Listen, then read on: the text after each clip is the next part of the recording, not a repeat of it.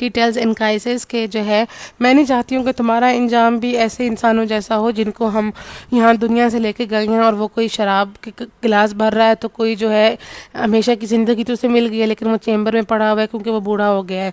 So she says immortal, and I would not choose that you be that way amongst the immortal ones, immortal and living for all days to come. If you could only stay the way you are in looks and constitution, staying alive as my lawfully married husband, then a horse would not have to envelop, would not have to,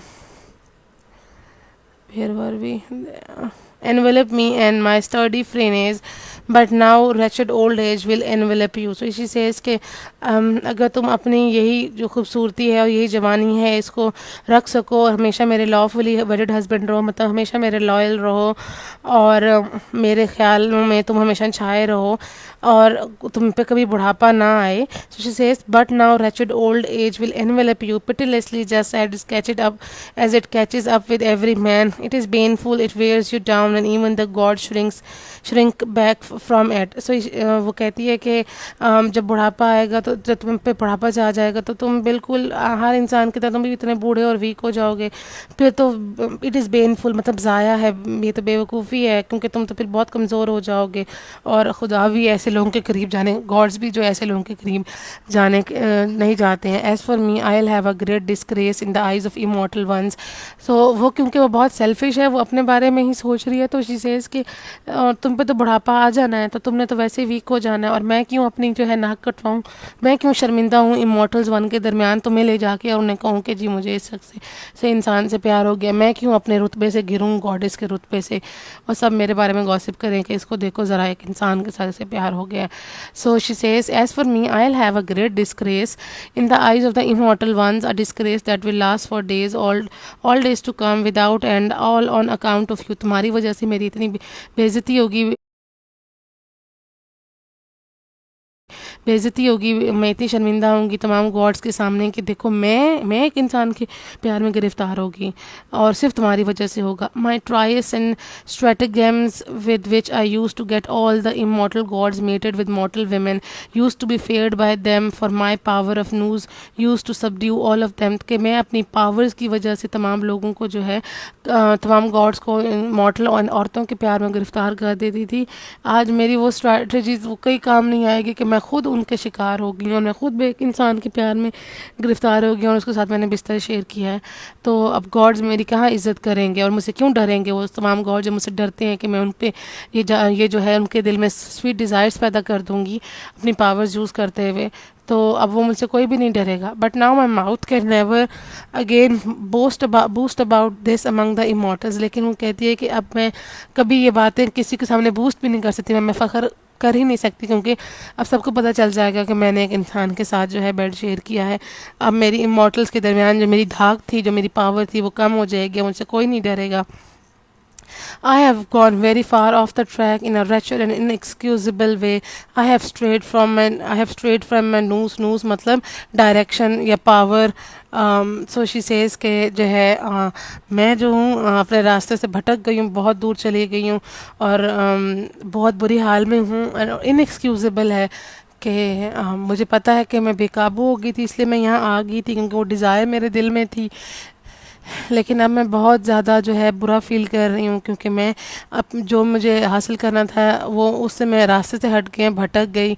जो मैं चाहती थी मैं वो हासिल नहीं कर पाई. मतलब ये कि मैं सिर्फ गॉड्स को जो है अपने सामने घुटने टेकवाती रहूँ और उनको इंसानों के प्यार में मुब्तला करती रहूँ, लेकिन अब मैं खुद उन जैसी बन गई हूँ, मुझ में और उनमें कोई फ़र्क नहीं रहा.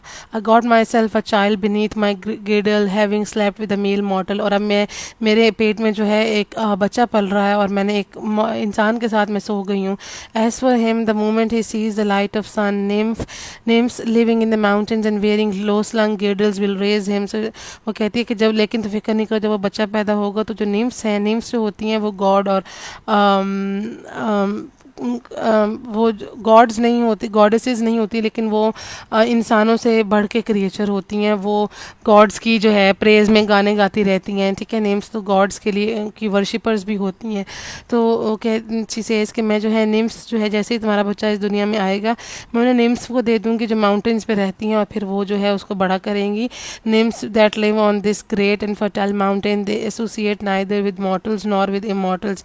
इस पहाड़ी पे जो निम्स रहती हैं उनका ना इंसानों से कोई ताल्लुक है ना ही गॉड्स के साथ। तो वो किसी को नहीं बताएंगे कि मैंने तुम्हारा बच्चा पैदा किया है और ये बच्चा तुम्हारा है, तो ये उनको मैं ये बच्चा दे दूंगी। They live for a long time and they eat immortal food, they put on a beautiful song and dance even by the standards of the immortal. So she says कि वो जो नेम्स हैं वो इमॉर्टल हैं obviously, वो इंसानों से बढ़ के दर्जे पे हैं, और बहुत अच्छे सॉन्ग सुनती भी हैं एंड दे डांस, और वो हर लिहाज से बहुत अच्छी हैं। They met with Illinois or with the sharp-sighted Argos killer, making love in the recess of lovely caves. When they are born, firs and oaks with lofty boughs.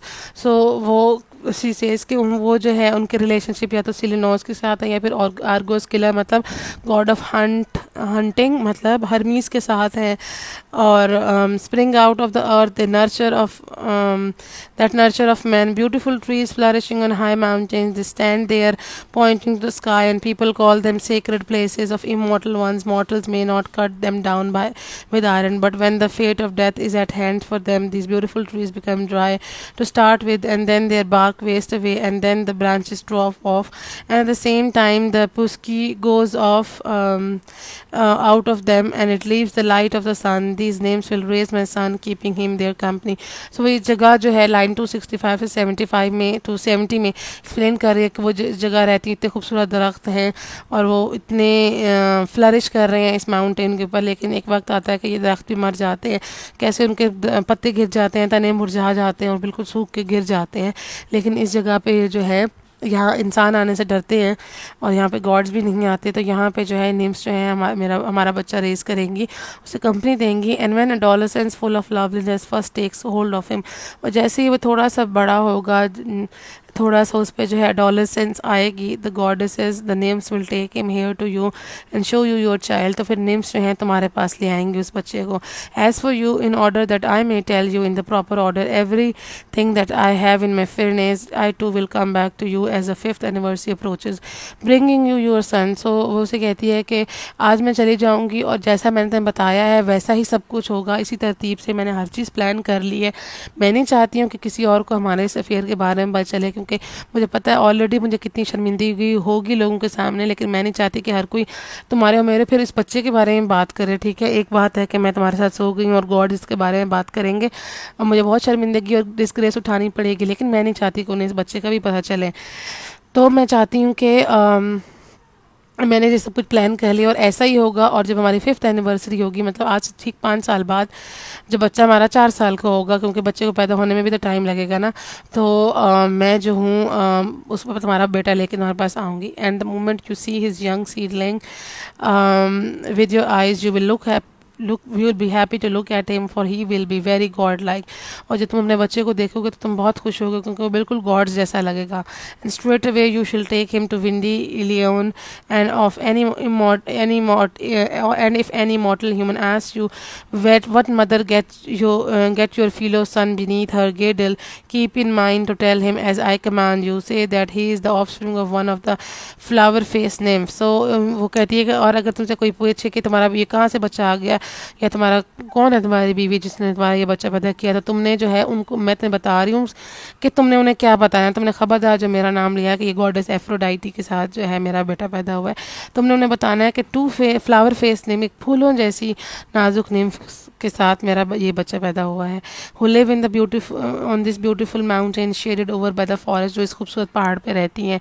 But if you से out loud and boost with the most bereft fairness that you made love to the lady of Kai Cythera and the one with beautiful garlands. लेकिन अगर तुमने कहा कि तुम जो है काइथीरा बोलते हैं ताज को, ठीक है, कि तुमने अगर किसी को कहा ये बूस्ट करने के लिए, अपने आप को, अपनी वैल्यू बढ़ाने के लिए, अपने तुमने दिमाग में सोचा भी कि तुम किसी को कहो कि तो ये बच्चा जो है तुम सोए हो एफ्रोडाइटी के साथ, खूब फूलों की मलका के साथ, then Zeus in his anger will smite you with a smoking thunderbolt. तो फिर जूस जो है, जो मेरा फादर है, जो gods of king of gods है, वो तुम पे गुस्सा होगा कि वो वहाँ से तुम पे जो है अपना आग का जो गोला है तुम पे भेजेगा, बरसा देगा। Now then everything has been said to you, you take note in your freeness. और अब तुम्हें मैंने जब सब कुछ बता दिया, ये हर बात, फ्रीनेज अगेन थॉट्स को बोलते हैं, सोच को बोलते हैं, तो उसे कहती है कि मैंने तुम्हें हर बात बड़े अच्छे से बता दी है, अब तुम जो है इस चीज़ों को अच्छी तरह से समझ लो और अपने जहन में बिठा लो।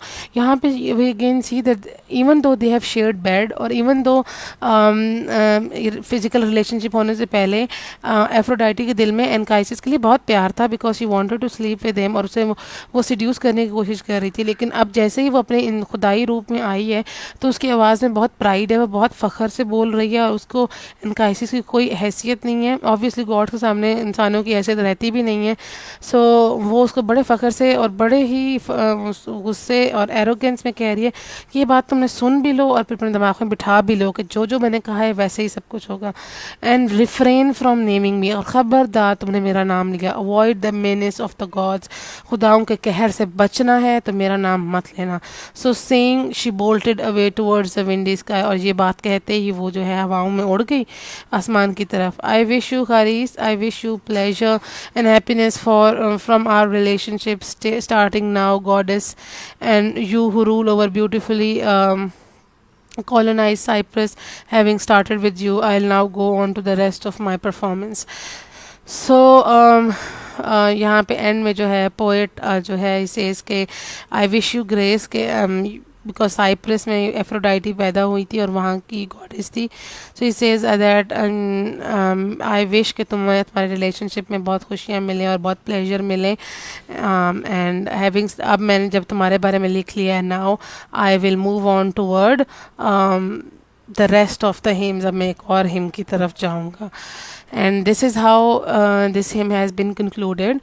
So this hymn was about the goddess Aphrodite and how she used to develop sweet desires in hearts of other gods and immortal men. लेकिन वो खुद फिर इसी तरह बदले का शिकार हो गई, और जिस चीज़ में वो बहुत फ़ख्र लेती थी वही काम उसे करना पड़ गया। लेकिन जो है उसने अपने गॉडेस की पावर को यूज़ करते हुए वो जो है वो चाहती है कि उसे किसी के सामने शर्मिंदगी महसूस ना करनी पड़े। तो मेन सेंट्रल आइडिया फिर भी वही रहता है कि क्या डिज़ायर्स जो होती हैं वो इतनी स्ट्रांग होती हैं कि इंसान जो है अपना मॉरल एथिकल स्टेटस भूल जाता है, कि खुदा भी जो है अपने खुदाई रुतबे से नीचे आने के लिए तैयार हो जाता है। ठीक है, क्या आपका कोई रिलेशनशिप या कोई रिश्ता इतना माने नहीं रखता कि आप जो है इन डिज़ायर्स के सामने घुटने ना टेकें। लेकिन हमें जो है पहले इस हिम के बिगिनिंग में 3 गॉडेसेस की एग्जांपल दी गई, गॉडेस आर्टेमिस, गॉडेस एथीना और गॉडेस हेस्टिया, जिनके सामने एफ्रोडाइटी की बिल्कुल नहीं चलती, और एफ्रोडाइटी की पावर उस पर बिल्कुल नहीं चलती, क्योंकि उन्होंने कभी एफ्रोडाइटी के सामने अपने घुटने नहीं टेके। They never let the desire win. उनकी मॉरल वैल्यूज़, उनकी एथिकल वैल्यूज़ बहुत स्ट्रॉन्ग हैं, और उन्होंने कभी इन डिज़ायर के सामने अपने आप को सबमिट नहीं किया। लेकिन उसके अलावा as we come to know कि कोई ऐसा इंसान, कोई ऐसा खुदा या कोई ऐसा जानवर नहीं जो जिस पे एफ्रोडाइटी की पावर ना चलती हो। अब देखें, अगर हम इसकी मौजूदा वक्त में रेलेवेंस देखें, so there is no Aphrodite, तो ग्रीक मिथ का हिस्सा है ना एफ्रोडाइटी तो। लेकिन अगर हम लोग जनरल सोसाइटल मेकअप देखें, मतलब अब जनरल माशरे को देखें, तो बेशक यहाँ कोई एफ्रोडाइटी नहीं है। लेकिन फिर भी जिस इंसान के दिल में ये जो डिज़ायर्स पैदा हो जाती हैं, तो फिर वो ना कोई रिश्ता देखता है, ना कोई वैल्यूज़ देखता है, ना कोई मोरालिटी देखता है, ना कोई एथिक्स देखता है, ना कोई रिलीजन देखता है। वो अपनी जो ख्वाहिश है उसको पूरा करके रहता है। ठीक है, तो इसका मतलब है कि desires are stronger than any other relationship और anything else in the world. तो इस चीज़ पे हम लोग डिबेट भी करेंगे। ठीक है, तो इस पे आप लोग सोचिएगा और कमेंट्स में जो है मुझे अपने व्यूज़ भी बताइए। So this is it, this is hymn to Aphrodite, और नेक्स्ट वीक हम अपना नेक्स्ट वर्क जो है वो स्टार्ट करेंगे। Have a good day guys.